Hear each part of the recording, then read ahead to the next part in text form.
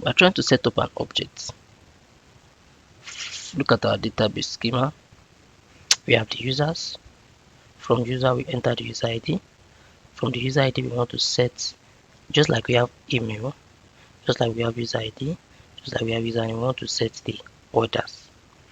And we are going to be setting a unique ID for every order that the user places. Now, watch now. Watch. So, I wouldn't say for this variable, I'm going to be joining. Don't forget, joining is just bringing two strings together. So I'll come to text and I'll say join. So I'm starting from users. So that will be users slash, that's the first parent of the object. From there, I want to go to the user ID of that particular user that is currently logged in. So that means I'll come to variables, and I'll come to stored variable user ID. I'll set that here. So I need more. So I'll open this. I'll set this item to be 3. I'll bring another one to make it 4. So I think I'm good with 4. So I'll set this one.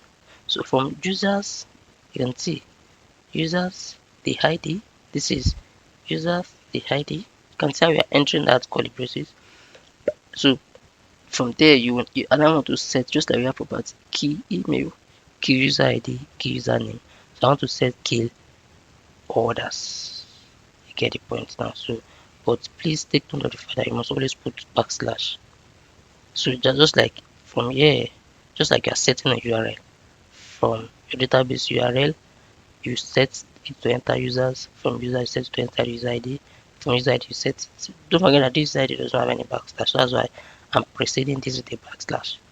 But your database URL definitely have a backslash after it. You can see after you have set your database URL, you have a backslash. That's why there's no need for a leading backslash here. There's no need for a leading backslash here. So users backslash user ID. From there, I set the leading backslash because this does not have a backslash. So I will then set orders. So I'm going to create a key of orders. So, and if that key exists, it will not create it again. Trust me.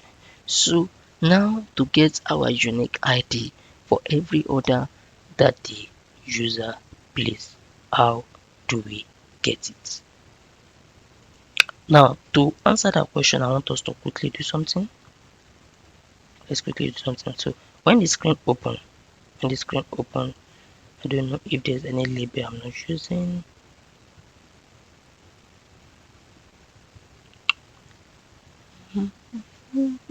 Alright, it's fine. Let's just borrow one. Let's borrow our description body. Okay, let's borrow our description header. Okay, let's borrow the description body. Okay, let me just keep this for now. We are still going to put it. Don't actually, you can just watch me demonstrate this. You might not need to touch this. Now, this is what I want to do. When the screen open, I want to set the device to seconds since 1970. Just watch what I want to do. I want to explain the process of how we are going to get in a unique ID for every order that the user places. So I am going to be coming to the dashboard.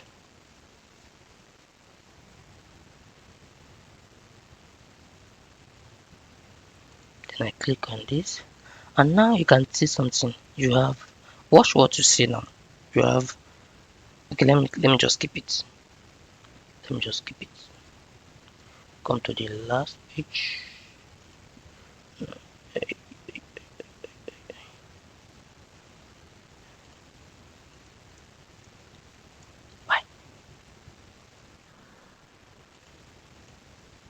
Yeah, this is just what I need. This number only. You can see. Now, let's say I place another order as a user. Let's place another order as a user. Okay, I've seen this seconds. Now, if I go back again and say, okay, let's say I've placed that order. I check this again. and I love it. This is another ID. Now you can see that. Okay, let me just bring it forward. Now you can see that this number and this number, they are actually different. And when you see something is ID, you can say it's a unique identifier, meaning that no two items should share the same identifier or identification. Just like you have your identification number, I can't have the same identification number with you because we are different. It's just like our thumbprint. So the same thing is what we want to do for our orders. We want the order ID for the user to be different. So meaning that we are getting the seconds since 1970, but it is actually returning a number for us. So this is the number we are going to be using. So we are just sure that when we click on a particular product and order it, the next time when we click on another product and order it, there will be an increase in the seconds. So meaning that the number that we are going to be getting will be different from the one we got the other time. So that makes us to be able to get a unique ID for our ID for our order. I believe you get that. So the only thing we just need to do is just remove this, because Firebase does not like decimal when you're setting as an ID. Does not like decimal points. You should you have two options, either to remove this, use only the number that you have in front of the decimal, or you change this decimal to maybe an underscore. You can't use dots as the ID of a particular item in Firebase. So either you do this, you use only this number, which is always unique. You can see that what you have here is almost the same, but it's still not the same. This is 16, a big difference. This is 63, so it's not the same. So either use it like this, only the number in front of the decimal point, or you replace the decimal point with an underscore. And we are going to be going the route of just using only the number in front of the decimal point to make our life easier. Now that we have been able to do that, I told you might not need to follow me for that. So I'll then set my application back. So I'll delete this, put it as a normal. So let's just check that nothing has been broken in our application. Yeah, fine. Go back to editing, come back to screen product details. So now that I've been able to do that, I will then generate a unique ID for my order using the second since 1970. So, but take into the fact that I need to remove decimal points. So that I will not be sending the ID with decimal points. To remove decimal points, what I will just do is I'll come to function, I'll create a function, but this time around, I have a function that does not return anything. I have a function that returns something. So I'll take a function that returns something. So what I'm doing with this function is I want to remove decimal points. So I'm going to be saying, if you click on this plus, that means you want to get, if you click on it to remove it, meaning that you want to get some parameters, just like I think I've explained function the other time. Function, when function is just a code block, sometimes you might need some parameters to execute the code block. For example, if you want to create someone and you need the name, you want to use a function to create someone and you need the name of that person, then they need to pass you the name. The program will be function will be expecting the name of that person, so that at the time when it is time to create the person, it will just fix the name of that person into the function and create the person. So, and there's a function that also return value. So that means when they finish executing with the function is to add two numbers together and return the sum and return the answer. So the function will get the two numbers, add them together and return the answer back to you. So that is the benefit. So if you want the function to accept parameter, you use this plus. So the parameter I want to take is I want to take the seconds. don't forget the job of the function is to remove the point. So what I'm going to be returning in this function is I'm going to be saying text, and look at the different property we have in text. So what you are going to be needing here is this one. In text, replace all with this. I want to remove the decimal point. Okay, this is the one we are using. We want to remove it like this. You get, we want to remove it so that we don't have the problem of decimal points with firebase. So in text, replace all. So you come here, you bring this here. So the text I want to remove variable, and you can see seconds. In seconds that I'm getting from this, I want to remove. I would like to get this. I love to make it look nice.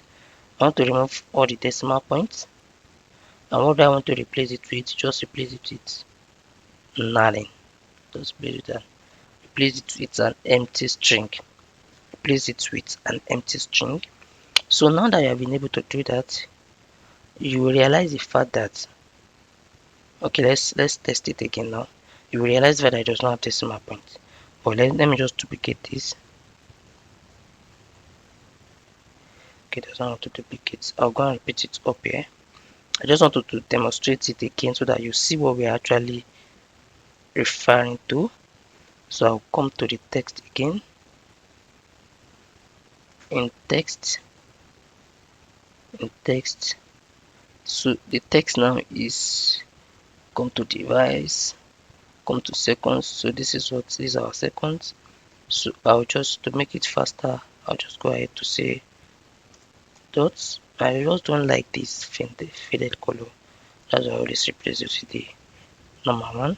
So if I preview now, you realize the fact that I don't have the decimal point again. You might not want to demonstrate that too. It's up to you. You can see that we don't have the decimal point again, which is what Firebase love. So Firebase doesn't like ID that has decimal points. Pay attention. So I'll delete this. I think I've been able to demonstrate what I'm doing with that function to you, just to remove the decimal point. Don't forget, earlier we had decimal point, but now we do not have the decimal point. So I'll delete this as I don't need it again. So I will just call this function at this point and say remove decimal point. What am I removing the decimal point of? Come to device, I'll say second since 1970. Don't forget, when it is overlapping, you do what? Clean up. So now that we have that, you realize the fact that we now have users. We enter the user ID and we set the key orders, and from the orders we set a unique ID for our order to be removed, to be the ID, the current decimal point, the current seconds in number. So